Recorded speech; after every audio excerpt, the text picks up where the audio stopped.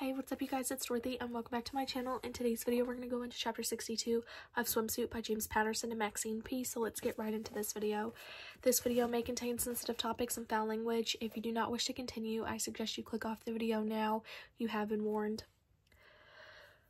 So what the fuck is this, Marco? I shouted. Suddenly, you have information about the McDaniels? Marco didn't answer my question. He didn't even flinch. He said, I mean it, Ben. And standing with his back to the street, he drew the gun from his waistband and leveled it at my gut. Open the door.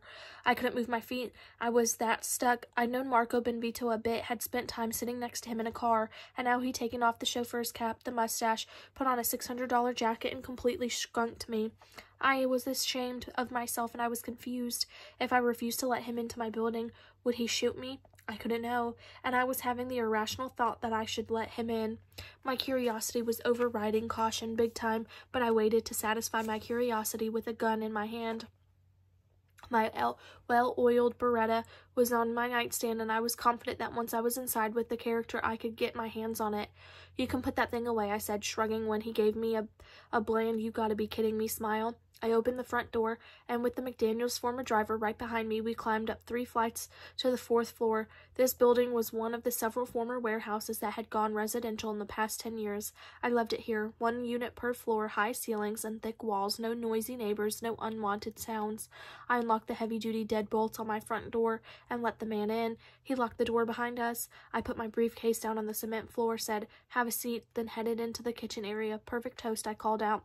What can I get you to drink, Marco? He said from behind my shoulder, thanks anyway, I'll pass. I quashed my jump reflex, took an organelle out of the fridge, and led the way back to the living room, sitting at one end of the leather sectional. My guest took the chair. Who are you really? I asked this man, who was now looking my place over, checking out the framed photos, the old newspapers in the corner, every title of every book. I had the sense that I was in the presence of a highly observant operator. He finally set his Smith & Wesson down on my coffee table, 10 feet from where I was sitting, out of my reach. He fished in his breast pocket, took out a business card, held between his fingers, slid it across the glass table toward me. I read the printed name. My heart almost stopped. I knew the card. I read it before. Charles Rollins, photographer, Talk Weekly. My mind was doing backflips. I imagined Marco without the mustache, and then envisioned Charles Rollins half seen the night when Rosa Castro's twisted body had been brought up from the deep, the night when Rollins had given me his card. He'd been wearing a baseball cap, maybe shades. It had been another disguise. The prickling at the back of my neck was telling me that the slick, good-looking guy sitting on my sofa had been this close to me the whole time.